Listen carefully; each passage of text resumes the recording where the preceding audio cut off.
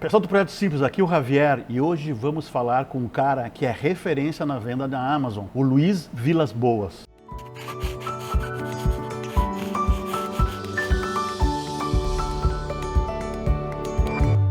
Bom, Luiz, antes de chegar nos detalhes dessa mudança para o UK, né? Conta um pouquinho de onde é que tu é do Brasil, como é que tu foi parar nas terras da Queen Elizabeth, que acho que é uma história bem bacana. Eu já conheço um pouco, mas eu não vou dar spoiler, né? Eu sou de São Paulo, meu nome é Luiz Vilas Boas, para quem não me conhece, eu sou de São Paulo, da capital. Morei aqui na vida inteira desde que nasci. Para resumir um pouco a história, para a gente não ficar aqui por horas aqui eu contando essa história, eu sempre fui do mercado corporativo, né? Até final de 2014, quando eu era gerente de vendas de uma multinacional japonesa aqui em São Paulo, decidimos que não queríamos mais viver no Brasil. O Brasil estava se tornando, estava vindo por um caminho que a gente não gostaria de criar a nossa família aqui. A gente ainda não tinha filhos na época. Então decidimos procurar algumas alternativas. E a alternativa, eu tenho cidadania italiana, né? Então uma das alternativas que a gente encontrou foi aplicar um visto E2 nos Estados Unidos, que era a abertura de um negócio nos Estados Unidos. Compraria, na verdade, na época, um negócio que já estivesse rodando, ou abriria um negócio novo, né? Que esse visto permite, desde que você empregue pessoas e tal. Tem algumas regras ali que esse visto permite. E aí decidimos, então, maravilha, pedir demissão. A minha esposa depois precisou de um pouco mais de tempo, ela também era gerente minha esposa é nutricionista, ela era gerente de restaurante industrial, também aí pediu a demissão dela, juntamos tudo que a gente tinha e decidimos, vamos para os Estados Unidos, aplicamos o visto e tal, compramos uma franquia, e aí a gente optou por não comprar um negócio pronto, a gente queria um negócio para começar do zero e tal, compramos uma franquia, e essa franquia nunca nos foi entregue. E aí tivemos que ir para a corte, ficamos por algum tempo na corte. Qual região, Luiz? Foi em Fort Lauderdale, perto ali de Miami. E aí nós decidimos, naquele momento, não, voltar para o Brasil não era mais uma opção. Então o que a gente fez? O advogado na época falou para não, isso aí qualquer 6 meses a gente resolve. A gente falou, beleza, então a gente tinha expectativa de receber o dinheiro de volta, o que nunca aconteceu. Mas aí nós decidimos, falamos, então vamos fazer o seguinte, vamos à Inglaterra, nós vamos ficar na Inglaterra por 6 meses estudando, aprimorando o nosso inglês, que foi na época um dos motivos do porquê o visto deu errado, a gente talvez não tomou as precauções que deveria ter tomado. E aí nós fomos na Inglaterra para ficar 6 meses, que já se tornou quase 6 anos. Nós já estamos lá desde 2017, 2016 na verdade, que a gente chegou lá e estamos lá até hoje. Fomos a princípio para Liverpool, chegamos em Liverpool, na Inglaterra. A gente estudou um pouco antes, né? Porque como eu tenho a cidadania italiana, na época não tinha o Brexit ainda, então podia-se entrar na Inglaterra e trabalhar tranquilamente, que foi uma coisa que para nós foi um baque enorme, porque você imagina, eu era gerente nacional de vendas de uma multinacional, minha esposa gerente também, tínhamos uma boa vida aqui no Brasil, não podíamos reclamar disso. E aí chegamos na Inglaterra, nesse processo dos Estados Unidos, nós perdemos absolutamente tudo que a gente tinha. Nós aplicamos, e mais um erro que nós cometemos, aplicamos o dinheiro da nossa vida nesse negócio. Perdemos absolutamente em tudo. Então, quando a gente chegou na Inglaterra, a gente precisava trabalhar. Então, a gente tinha 2 opções. Ir a Londres, que é um mercado um pouco mais fácil, eu diria, porque tem muito imigrante e tal, mas é um mercado muito caro para se morar. E aí optamos, como a diferença de salário é muito pequena, optamos por ir para o interior. Aí fomos para Liverpool, onde a gente, em 2, 3 meses atrás, nós éramos gerentes, super bem colocados, passamos a ter que carregar caixa em centro de distribuição de um grande supermercado da Inglaterra.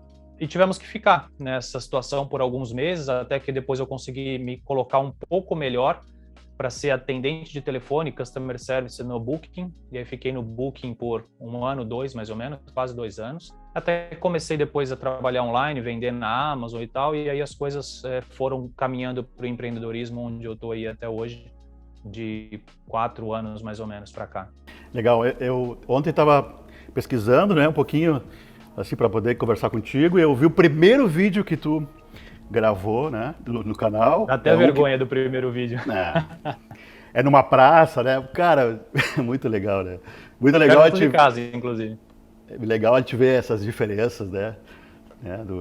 Enfim, da evolução, né? Do business, da vida das pessoas, né? Eu sou super curioso com esse tipo de assunto. Você sabe, cara, que isso é legal porque as pessoas me falavam, quando eu comecei a trabalhar com Amazon, muitos amigos na época, porque eu trabalhava no Booking, mas eu trabalhava no Booking atendendo o mercado falantes português. Então eu tinha muitos amigos portugueses e brasileiros lá dentro do Booking. E aí o pessoal sabia, né, dessa minha jornada ali vendendo online.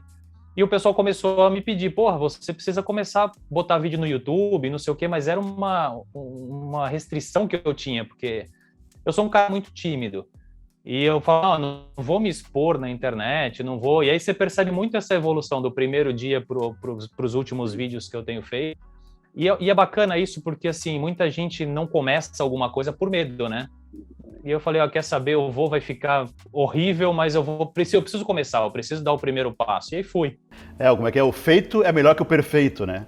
É clássico, né? Porque a gente tem sério de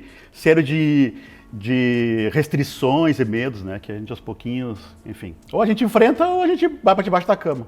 A gente precisa parar de se preocupar, cara, com o que os outros vão pensar, essa é a real. Isso aí. E eu me preocupo, eu era muito disso, eu tinha esse defeito, eu ainda tenho um pouco, é uma coisa que eu trabalho muito, eu ainda tenho muita preocupação em deixar as coisas tudo perfeitinhas, sabe, eu me planejo demais para as coisas, mas é o que você falou, a gente precisa dar o primeiro passo, precisa começar e as coisas precisam sair, depois você vai ajustando à medida que for possível, né? Legal. Aqui agora, até para a gente ajudar essas pessoas que têm essas dúvidas, porque elas vão assistindo e vão se inspirando, né? Qual foi o gatilho, o que te disparou nessa vontade de mudar de vida, né? Tu já falou ali que foi uma decisão familiar, mas o que foi uma questão, no meu caso foi segurança, mas foi o quê? Foi político, foi social? O que aconteceu? Conta para nós. 2 pontos, assim, que para mim foram muito marcantes. Primeiro, o ponto de sair do Brasil. O ponto de sair do Brasil foram 2 pontos cruciais. Para minha esposa pegava muito a segurança, e hoje que a gente mora fora, quando a gente vem ao Brasil, hoje eu estou de férias aqui no Brasil, por exemplo, quando a gente vem, a preocupação da gente sair para a rua, e você acabou de citar um exemplo, eu gravei meu primeiro vídeo num parque ali próximo da minha casa, e eu preciso fazer a gravação de alguns vídeos que vão ao ar agora, daqui a algumas semanas, e eu falei ontem para minha esposa, eu acho que eu vou no Villa Lobos, para quem é de São Paulo conhece, e vou gravar o vídeo no Villa Lobos. A minha esposa falou assim, não é bem assim, como é que você vai levar todo esse equipamento no Villa Lobos e vai gravar vídeo no Villa Lobos? E eu falei, puta, é verdade, a gente para de se preocupar com segurança como a gente deve se preocupar aqui no Brasil. Então esse foi um dos pontos. Segurança e um ponto social muito grande. Eu via a cultura brasileira meio que se perdendo, as coisas que se passam na televisão, as coisas que escutas no rádio, né? E os valores familiares estão se perdendo. Eu sou muito apegado em família, então eu não queria que meu filho crescesse com esses valores. E aí decidimos sair. E depois, na Inglaterra, quando a gente teve que voltar, na verdade, nem voltar, porque eu nunca precisei, graças a Deus, a começar tão de baixo aqui no Brasil. E lá na Inglaterra eu precisei. A gente pode ter o diploma que for, eu tenho 2 pós-graduações aqui no Brasil, lá na Inglaterra não vale nada. Então eu tive que começar carregando o caixa. E o meu, eu tenho isso muito claro na minha mente, o dia que eu decidi que falei, não, esse tipo de vida eu não posso mais levar. Foi um dia, a gente trabalhava naquela época, antes de ir para esse warehouse de um supermercado, a gente trabalhava numa fábrica de hambúrgueres congelados, botando hambúrguer dentro de caixa, num ambiente, sei lá, -5, -10 graus.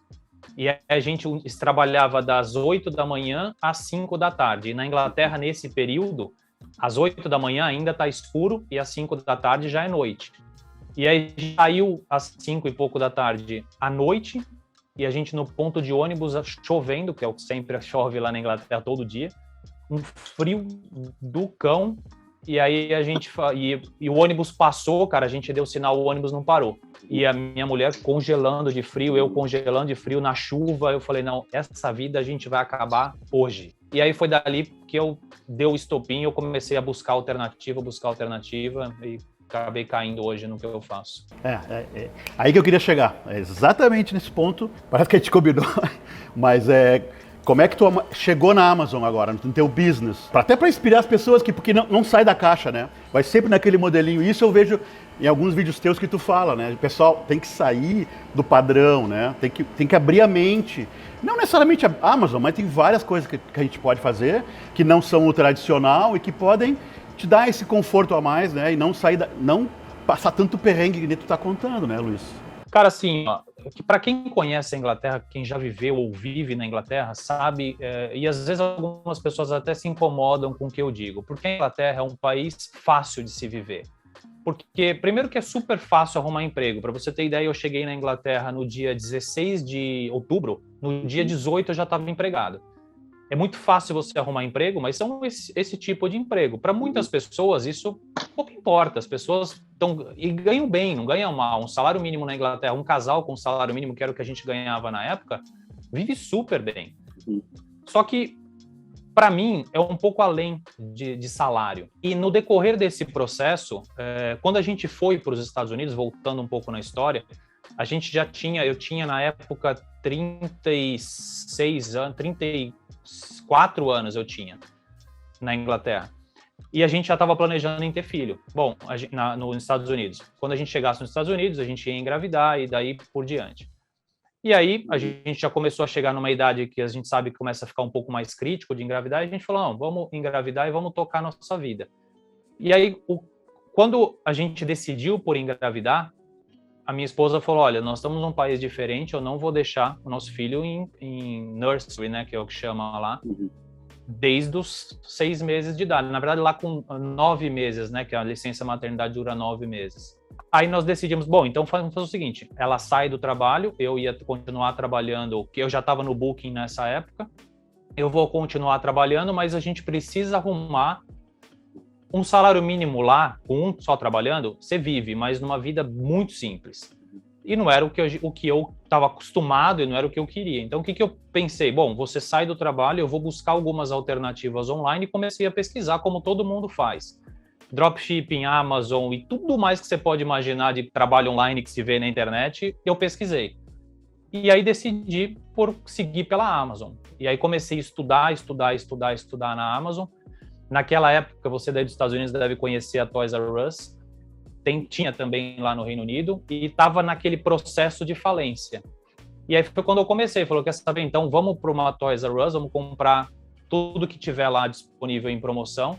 E foi o que eu fiz, já tinha estudado bastante, eu comecei no que a gente chama de arbitragem, mas nunca foi o que eu queria, porque naquela época só se falava de private label na internet, né? E nem tinha conteúdo em português na época, só em inglês, 100% em inglês. E aí comecei a pesquisar sobre private label, que era o meu objetivo. Mas eu não tinha capital para começar o private label. Aliás, nem capital eu tinha cartão de crédito na época, aqueles cartões de crédito para aumentar credit score, sabe? Então eu tinha um cartão de crédito super baixo, de 200 libras na época. Eu estava confiante, falei, bom, eu estudei o suficiente, acho que eu sei fazer, vamos arriscar. De todos os vídeos que eu tinha assistido, entrei na Amazon, naquele Amazon University, estudei aquilo como se fosse prova para vestibular. E aí fui na Toys R Us, gastei 100% do meu limite no meu cartão de crédito comprando brinquedo da loja que ia falir. Aí mandei para a Amazon, quando os produtos chegaram na Amazon, o cara vendeu tudo no dia seguinte. E naquele momento, eu não me lembro agora os números exatos, mas eu lucrei, eu mandei 200, voltou para mim alguma coisa tipo 280, 260 libras. Eu falei, porra, acho que esse negócio é interessante. E repeti. Aí comecei a repetir, mas quando eu comecei esse negócio, a ideia era ter um rendimento que cobrisse o salário dela, 1.000 libras, 1.000 e poucas libras, para mim era ok. Se eu tivesse isso, eu conseguiria manter ela em casa e ao mesmo tempo continuar tendo uma renda interessante. Só que uma coisa que eu não planejei, cara, e é uma coisa que eu vejo muita gente reclamar, é que, assim, criança pequena, não sei se você tem filhos, se tem, não tem?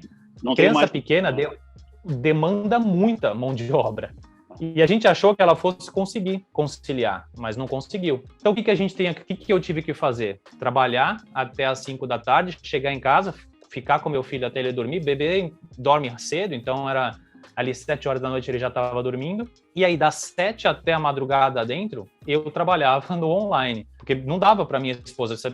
Minha esposa chegava às 7 da noite e já estava morta, coitada, ela acordava várias vezes durante a noite, não dava como. Então eu fazia esse trabalho, então eu fazia 3 jornadas, de manhã no trabalho, depois com meu filho e depois trabalhando online. Isso serve eu acho que de insight para muita gente, porque uma coisa que eu escuto muito hoje, eu faço mentorias, dou cursos e tal, e eu escuto muita gente falar, eu não tenho tempo. O que eu costumo dizer não é que você não tem tempo, o que você não tem é prioridade, você não tem objetivo, você não sabe aonde você quer chegar. Por isso que você fala que não tem tempo, porque eu também não tinha tempo. Dormia 3, 4 horas por noite, mas eu sabia que aquilo ia pay off, como a gente diz no inglês, ia se pagar lá na frente. E graças a Deus está se pagando. E se você quer continuar aprendendo, assim como eu, se inscreva aqui no canal e nos vemos nos próximos vídeos do Projeto Simples.